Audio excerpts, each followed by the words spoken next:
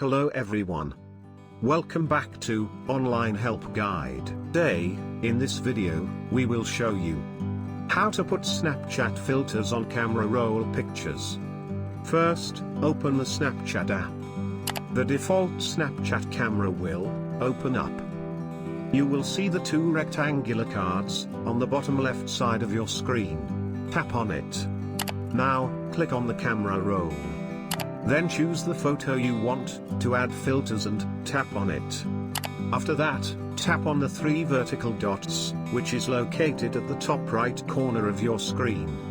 Choose the Edit Snap from the dialog box. Now, you can see the editing page. You will find the option to add filters at right side of the screen. It is represented by a magnifying glass emoji. Tap on it. There you will find the filters, lens, effects etc. to apply on your camera roll photos. Tap on the filters you want to add, and Snapchat will add it. Hope this video was helpful, and you are able to put Snapchat filters on camera roll pictures. Don't forget to like our video and comment down if you have any questions or feedback. Thank you for watching Online Help Guide. And don't forget to subscribe and hit the bell icon to our channel.